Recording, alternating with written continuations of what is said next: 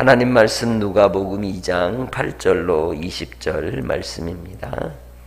그 지역의 목자들이 밖에서 자기 양떼를 지키더니 주의 사자가 곁에 서고 주의 영광이 그들을 두루 비치매 크게 무서워하는지라. 천사가 이르되 무서워하지 말라. 보라, 내가 온 백성에게 미칠 큰 기쁨의 좋은 소식을 너희에게 전하노라. 오늘 다윗의 동네에 너희를 위하여 구주가 나셨으니 곧 그리스도 주시니라. 너희가 가서 강보에 쌓여 구유에 뉘어 있는 아기를 보리니 이것이 너희에게 표적이니라 하더니 호련히 수많은 천군이 그 천사들과 함께 하나님을 찬송하여 이르되 지극히 높은 곳에서는 하나님께 영광이요 땅에서는 하나님이 기뻐하신 사람들 중에 평화로다 하니라. 천사들이 떠나 하늘로 올라가니 목자가 서로 말하되 이제 베들레헴으로 가서 주께서 우리에게 알리신 바 이 이루어진 일을 보자 하고 빨리 가서 마리아와 요셉과 구유에 누인 아기를 찾아서 보고 천사가 자기들에게 이 아기에 대하여 말한 것을 전하니 듣는 자가 다 목자들이 그들에게 말하는 것들을 놀랍게 여기되 마리아는 이 모든 말을 마음에 새기어 생각하니라. 목자들은 자기들에게 이르던 바와 같이 듣고 본 그 모든 것으로 인하여 하나님께 영광을 돌리고 찬송하며 돌아가니라. 아멘. 예수님께서 이 땅에 탄생하신 그 비천한 자리에 하나님께서 증인들을 세우십니다. 하나님이 행하신 일임을 목격하게 하시고 또 그 목격한 바를 이제 사람들에게 알리고 알려서 예수 그리스도의 탄생에 대한 증거를 삼으십니다. 뿐만 아니라 이것을 본 목격자들은 그것이 그들의 표적이 되고 복음이 되어 구원의 은혜를 입게 된 줄 믿습니다. 바로 예수님께서 구유에 탄생하신 그 모습에 대해서 들에서 양떼들을 지키던 목자들에게 천사가 나타나 하나님의 아들 다윗의 동네에 태어나심을 전하게 하시고 이를 통해서 그들이 하나님 앞에 영광을 돌리는 큰 증인으로 오늘 누가복음에 기록이 되어 하나님께서 이제 다음 세대 가운데 후세대에 믿는 우리에게도 표적이 되고 증거가 된 줄 믿습니다.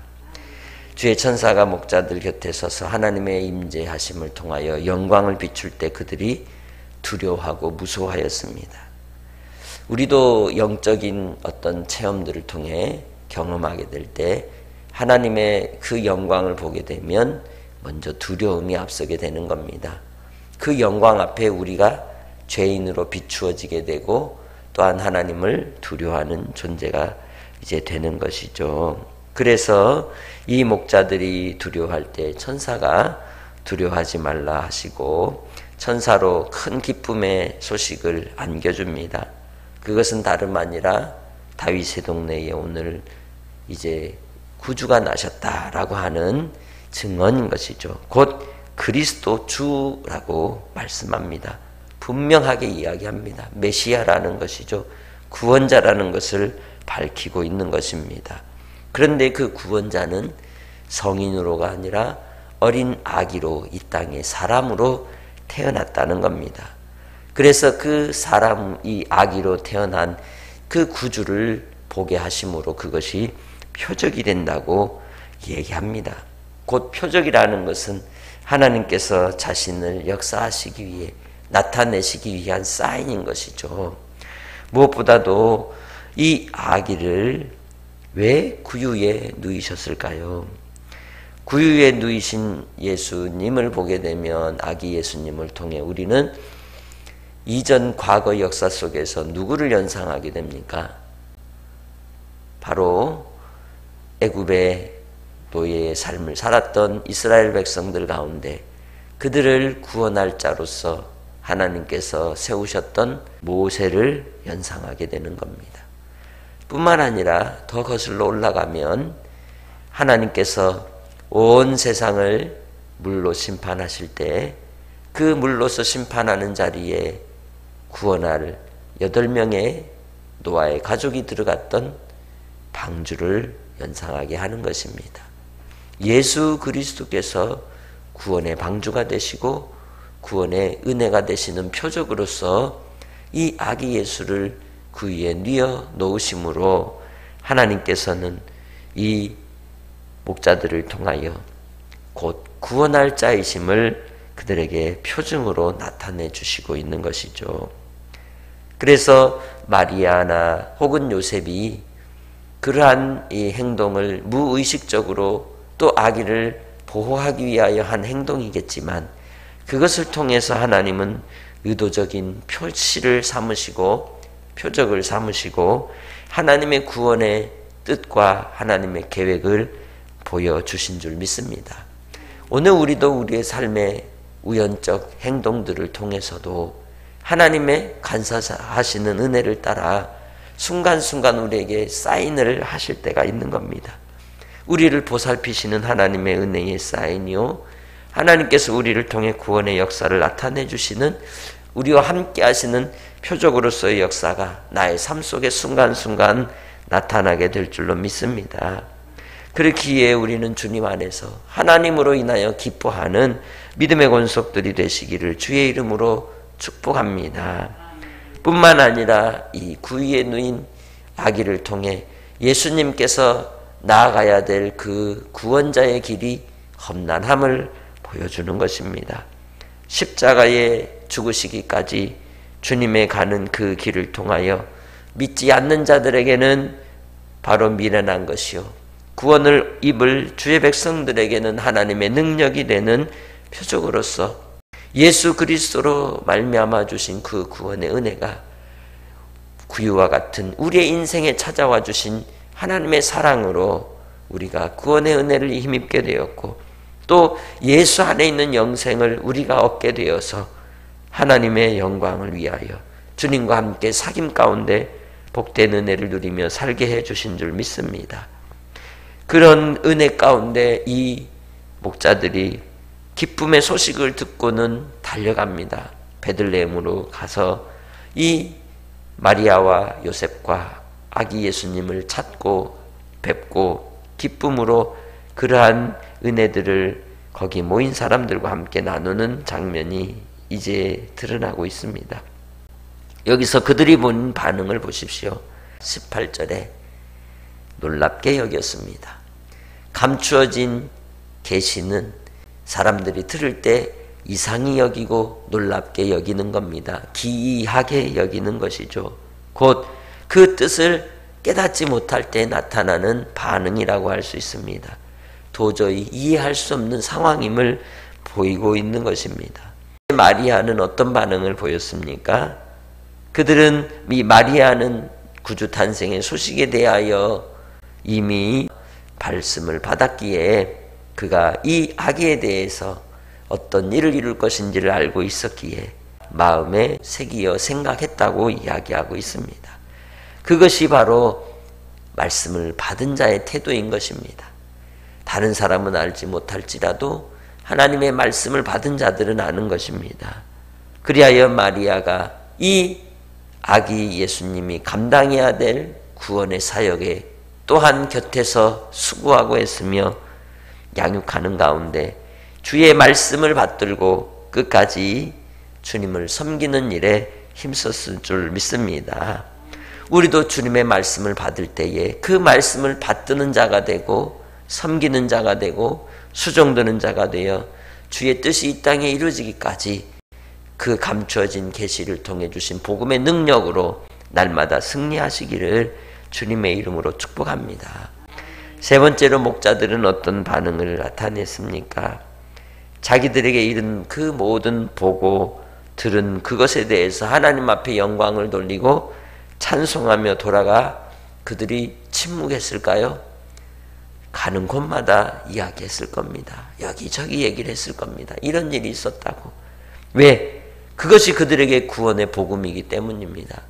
비록 이 구유에 누인 아기를 보는 표적으로 그들에게 하나님이 은혜를 입혀주셨지만 그것은 그들이 곧 하나님의 아들 예수님을 믿는 계기가 되고 또한 그들의 일평생 잊지 못할 중요한 삶의 터닝 포인트가 되었을 것입니다.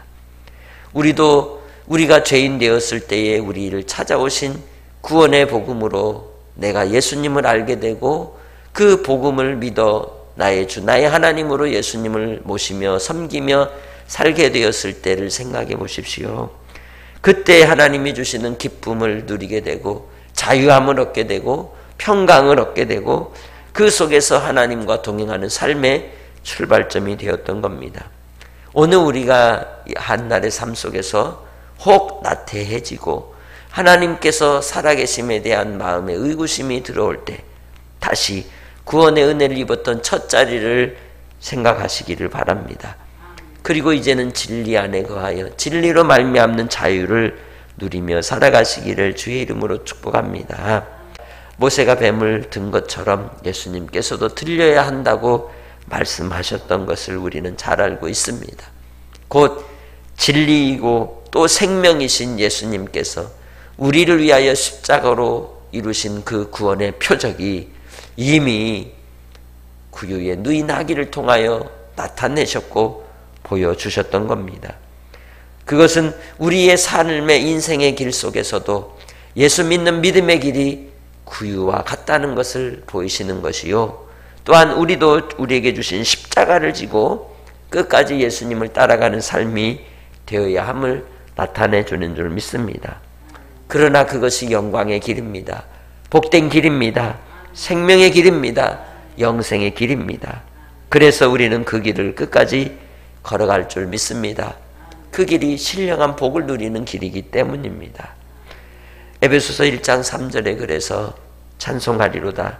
하나님 곧 우리 주 예수 그리스도의 아버지께서 그리스도 안에서 하늘에 속한 모든 신령한 복을 우리에게 주셨다고 말씀하고 있습니다. 이제는 그 복을 하나님과 또 주님과 사귐 가운데 누리시기를 바랍니다.